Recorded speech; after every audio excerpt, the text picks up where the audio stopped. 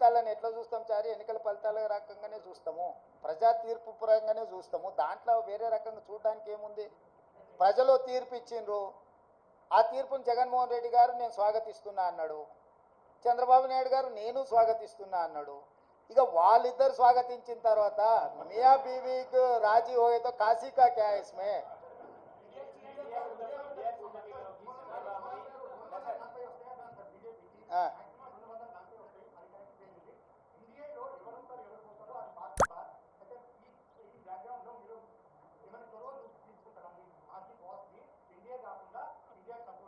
నీ సూచన ఏంది రాహుల్? ఏం చేస్తే బాగుంటుంది? నీ సూచన ఏందంటూ?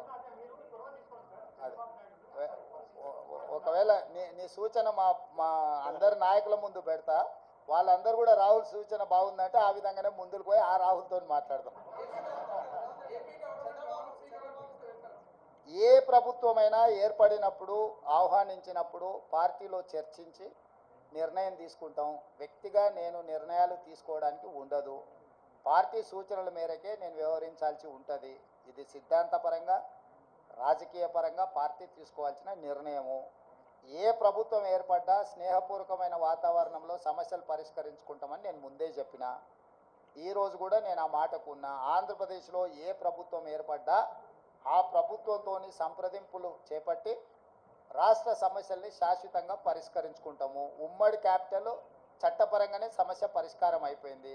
హైదరాబాద్ నగరం ఇప్పుడు తెలంగాణకు రాజధాని, అంటే ఒక కీలకమైన సమస్య ఆల్రెడీ చట్టపరంగా పరిష్కారం అయింది.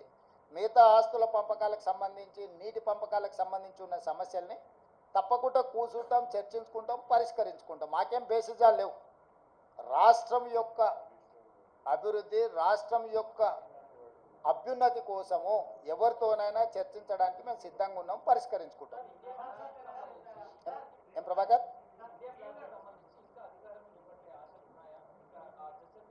నాకు తెలియదు, నేను ఢిల్లీకి వెళ్ళలేదు. ఇండియా కూటమి ఢిల్లీలో చర్చలు చేస్తారు. మన వాళ్ళు ఎవరైనా ఉంటే అక్కడికి ప్రశ్న అడగమని.